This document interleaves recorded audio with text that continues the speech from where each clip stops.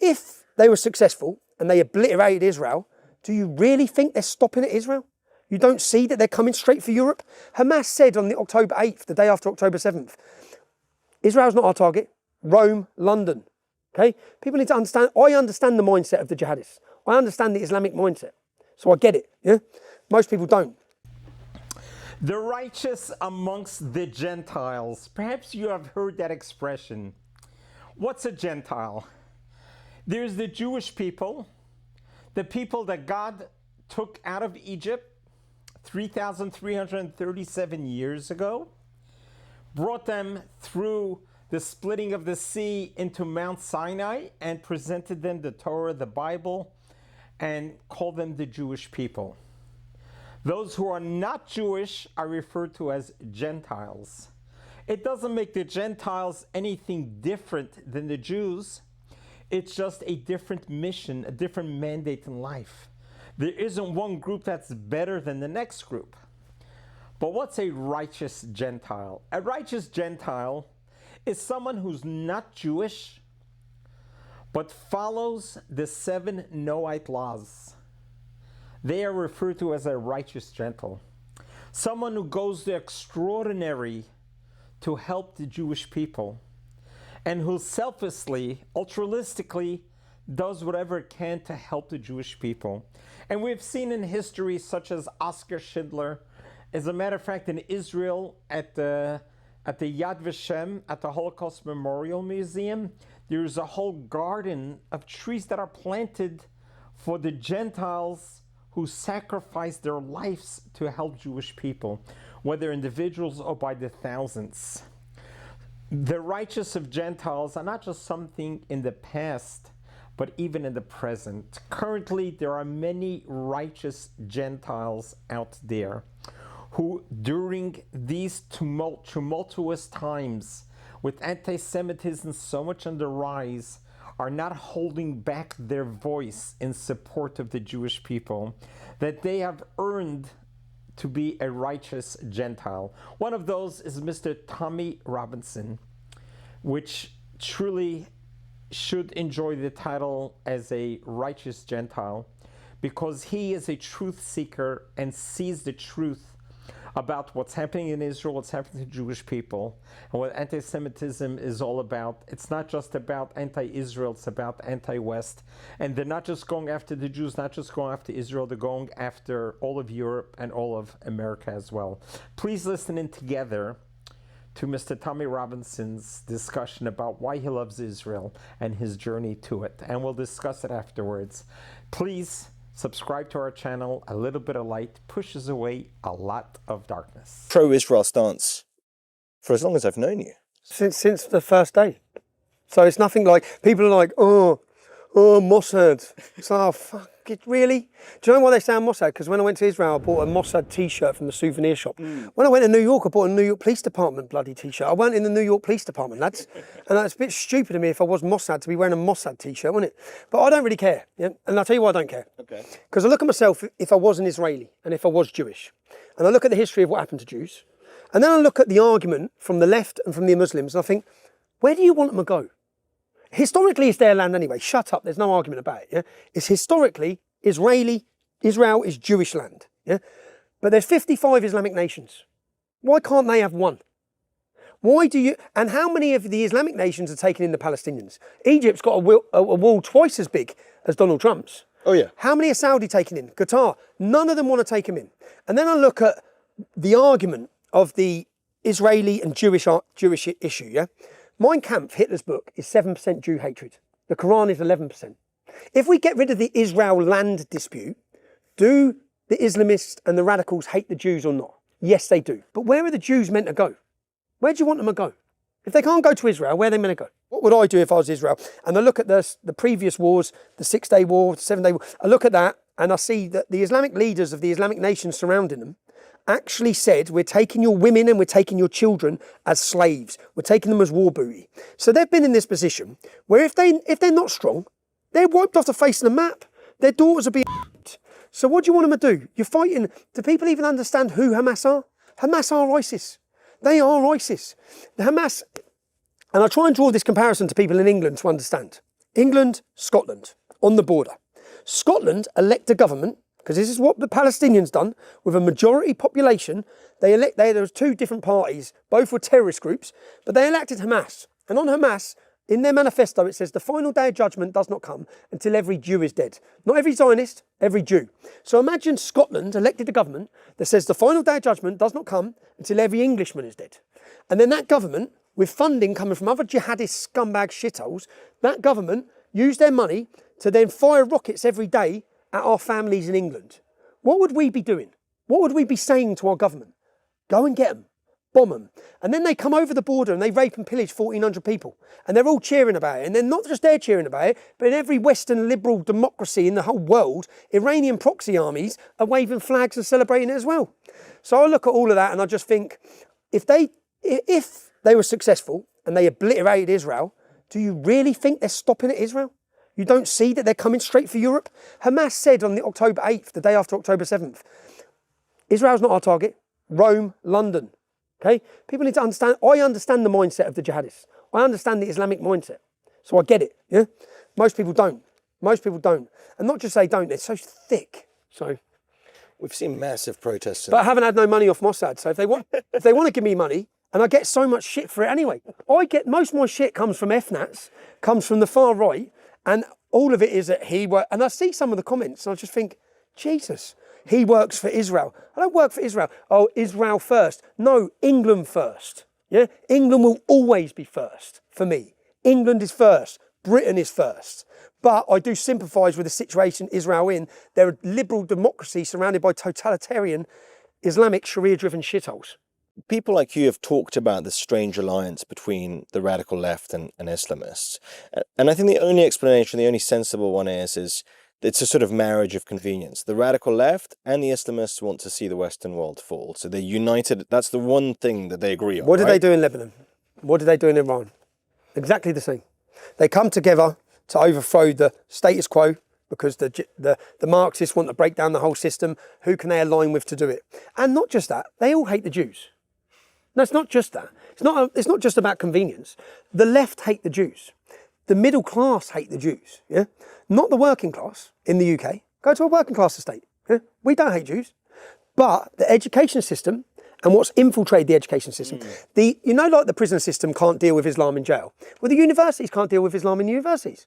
They should just shut down the Islamic Society. But the Islamic Society, usually funded by Qatar or Iran, is promoting and propaganda against Jews, against Israel. Israel are losing this war. Yeah, not the war in Israel.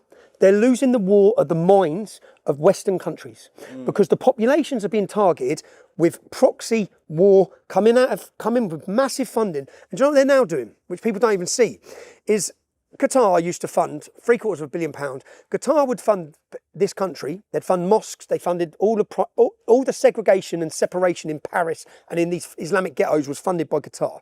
But they would fund all these things. And the way to convert and Islamise Europe used to be through mosques and dawah centres and conversions. Now it's through influencers. So a lot of the influencers you'll see on the right, whether it be Sneeko, you know Sneeko? Of course. You know he's gay, yeah? No, I didn't know that. Okay, so there's an interview of Sneeko and he's sitting doing an interview and he says, he says, when I was about 17, 18, I weren't sure if I was gay or not. You're gay, mate. If you're not sure if you're gay, Sneeko, yeah? But Sneeko and all these they all convert to Islam. And there's a massive trend going on right now. Boxers are doing it. It furthers their career. Who's in charge of the boxing? Saudi Arabia, all these Islamic nations. It furthers them in their career. But all these influencers doing the same. Yeah, the Sneeko went and converted, and then he'd done it was a very high-end video going to Saudi Arabia for the Hajj, all this bullshit. Mate, you'll get thrown off a rooftop if you were yourself. But I'm watching all that. They're funding and they're winning through the influencers who are then promoting hatred against Israel, against Jews. And do you know why? Do you know why? Because it's easy. It's easy to be against Israel. No one's going to punch you up when you walk down the street. If you're pro-Israel, if you're pro-Hamas or pro-Palestine, no one's going to beat you up. You come out and start telling the truth or speaking up for Israel, everyone wants to get you. It's a difficult position, and I don't expect most cowards to take that position. I just tell the truth, and I don't really care. And that doesn't mean Israel's perfect at all. Far from it. Yeah. But when the American government were dropping bombs and invading every country, yeah, I didn't blame every American person. I accepted that Biden was a piece of shit who was a puppet for many other warmongering groups. I accept that there's problems within Israel, as there's problems within Britain. That doesn't mean you have to hate every Jew. Yeah, the majority of Jews I know are great people, and they love Britain. Any of the Jews I know in Britain are great. You want them all to leave, take all the money with them as well. Leave us with loads of bloody Somalis. Great choice. I tell you what, get all the highly educated Jews to leave, and we'll import a load more fucking medieval people from the backward societies. No. So, I do get a lot of backlash for speaking up on behalf of Israel. I've been to Israel. I funded, I don't know if you saw, when I went to Israel, I paid young Arabs, Muslims, and I paid them to take me to a Fatah-controlled refugee camp in Bethlehem. So I went there, I risked my life. I could have got killed. If they'd have known who I was, I'd be dead. Yeah, and I went in and spent a day in a refugee camp. And when I spent that day in, I wanted to see from their perspective. The gentleman who took me around was a 4th generation refugee. And as he took me around, he said, Tommy, he didn't know who I was, but he said, my children will be 5th generation, their children will be 6th generation, and theirs will be 7th generation. We're never getting out of here. The reason being, we in Palestine, from Free Palestine, have had 2 times as much money than Germany had after the World War. And we all still live in squalor. Because the money doesn't go to us, it goes to war. And we'll forever be kept like this to benefit, because they bring European politicians in. Do you know why I left that camp, that refugee camp? I wanted to give them money. I'm one of the most strongest advocates against Hamas and against Palestinian Authority, and I wanted to give them money. It works. And I said to my mate Dean, because a lad I went to school with, black lad I went to school with, I said, bruv, I'll do anything to get my kids out of poverty, and I'll do anything for giving my kids a good future. And what that gentleman told me in that camp was that the Palestinian, I said, who oppresses you? And I expected him to say Israel, yeah? And he said, the Palestinian Authority. I said, what do you mean? He said, well, the Palestinian Authority pay anyone here. If you go and kill an Israeli, so then I said to him, so if someone leaves this camp and murders a Jew in Israel, he said, no, an Israeli. It doesn't matter if it's a Jew or not, yeah? I was like, okay. So someone leaves here and murders an Israeli, they get money for the rest of their life from the Palestinian Authority. Pay to slay, it's called pay to slay. It's a monthly stipend. And it's real. Yeah. No, but then I looked up the Palestinian Authority, and I looked, it's our money. It's British taxpayers' money. So I thought, we're paying tax to pay people from this refugee camp to go out. And then I viewed, hold on, everything I thought I knew. So some of these people are just simply mercenaries. Maybe they don't even believe in Islam. Maybe this isn't jihad. Maybe they're just killing to get their family out of this shithole. Yeah. But I thought a lot. And then when I went to the Golan Heights when I was there. And I stood on the Golan Heights, and bombs were going off in Syria at the time. 2015, was it? I can't remember. Bombs are going off. And I said to some Muslim lad, because every Muslim I met, I wanted to ask them what they thought. And I said to a Muslim lad, how happy are you living in Israel? And he said, what do you mean? I said, well, how difficult is it for you as a Muslim? He looked at me like I was an idiot. He said, I pray 5 times a day, mate. Yeah? Because I've got everything I want here. He said, where do you think I want to be over there? He pointed to where the bombs are going off. Because Israel's okay. And I didn't realise that there's 20% are Muslim, living happily. And as we went through, there's about 1,000 young Arabs, and they're doing camel racing. I spoke about this earlier with Andrew Gold. There's about 1,000 young, and I've got a T-shirt that says, I love Israel. Yeah? And I say, pull the car over, stop the car. We're going over there, yeah? And as we're walking over there, I see lads with Kalashnikovs, machine guns, and I'm thinking, what's going to happen? I've got an I love Israel T-shirt on, yeah? And I'm about to bloody island. And I've walked into them all, and I'm saying, all right, lads, Trump had just got elected, so it was 2016. Yeah. Trump had just got elected. I said, what do you think of Donald Trump? And they said, America needs strong man. This is all these Muslims, yeah.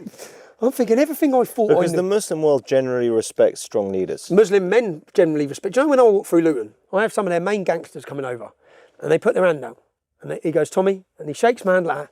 He goes, I don't like you, but I respect you. He said, you stand up for what you believe in, yeah? The only language Islam understands, I learnt this growing up, is that. The only language the Muslim gangs understand is, we're not bothered by you. If you show them one bit of weakness, they will bully and run all over you. Yeah? I learned that as a kid. You can't do it. You can't show them weakness. So, but what I realised when I was in Israel, everything I thought I knew was the opposite. So then I come back from there, and then I have some blue-haired clown telling me about Free Palestine. And I'm just like, well, have you ever been there? Have you ever been and spoke to any of the refugees? Ever spoke to any Muslims who live in Israel, happily live in Israel? None of them. They think we hear about all this, what do they call it? A thingy state, Israel, an apartheid state. An apartheid state. Well, tell the Muslim politician in Israel that it's an apartheid state. I didn't realise, so as I looked and learned a lot, so I think most people talk from They believe the bullshit and they look at Pallywood. I don't believe anything I watch. It's impossible to. It's impossible to. What I do believe and what I know is that Hamas belong in the 7th century. Yeah? And that mindset belongs in the 7th century. And Israel, when I went there, was a beautiful country, and they're not scared. And they have to be fearless. And if they don't fight, they'll be gone. They'll be gone. There'll be no Israel. There'll be no Jews. So that's where I stand on it. And I don't care how many people that upsets. No, I'm not being paid a shekel for it either. Yeah? I just don't give a shit. I speak my mind on any of my beliefs and always have. And that, yeah, and I'm a friend to you see the Jews in Britain? You see when that started happening with Hamas? I think it was important that the British men stood up and said, we stand with you. Yeah? This pretending that the British public hate Jews, yeah? No, the middle class, educated university types are coming out indoctrinated from an education system. You used to worry about your kids going to university and getting hooked on drugs. Now you've got to worry whether they're going to come out a tranny or a jihadist. That is so true of what our kids are exposed to in college campuses. Well, it is so heartwarming and so refreshing to hear a Gentile talk like this. If only we could get the Jewish liberals to talk like this, would be amazing, and to believe what he believes in. But the reality is, he's pointing out a very important point, how Hamas and the Islamists and the jihadists are stuck in the 7th century. They haven't moved forward. They haven't realized that that's of the past. We need to embrace the future, the now.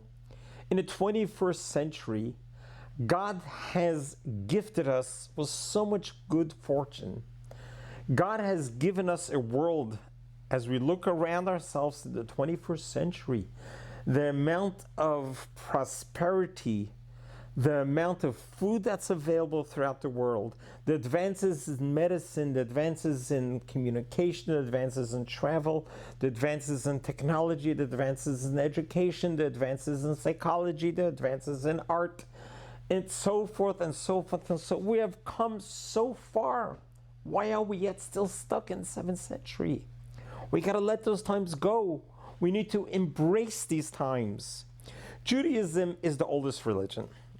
It started 3,337 years.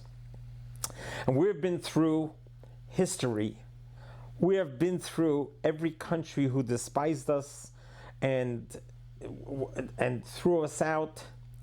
And we seem to have found a way to always land on our feet. But what's interesting is that we were able to adapt with the times. We were able to move forward. We were never stuck in the 7th century. We were never stuck in any place in history, but rather we took history with us and we adapted it. The Torah that was given 3,337 years ago, many people want to try to say it's ancient, it's outdated, but we're able to prove that the Bible and the Torah is not outdated at all. We're able to live by the laws of the Torah today as we did 3,000 years ago. Even though there's been a dramatic change in the world, the transformation that we have gone from the Stone Ages to the Jet Ages to the 21st century, but the Torah has not. The Torah has a way of molding itself around the time of history where it's at. And that's what's so beautiful about Judaism. Judaism is so adaptable. We're able to still keep the Shabbat holy, keep kosher, maintain our family purity, maintain our prayers to God, our connection to God, maintain our studying, even though we've been through so much, so many changes. But the Torah has not changed. Why? Because the Torah is connected with God and it's eternal. Our existence on the world is through the Torah. The Torah is what connects us to God. The Bible is what connects us with the Almighty, the Omnipotent. And that has taught us to adapt with the times. Move with life. Moving with life doesn't mean you diminish your religion, your observance.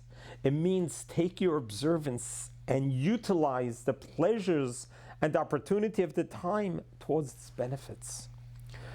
We don't sit in the dark on Saturday, even though God says not to burn any fire on Saturday.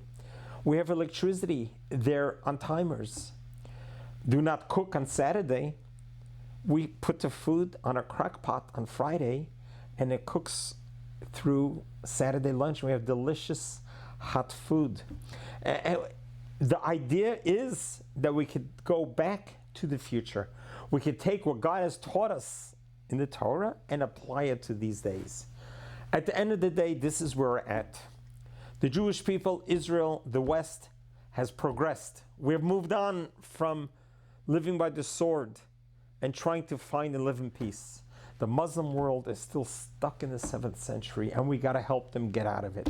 We have to help them get out of being a death cult and beginning living life more than death.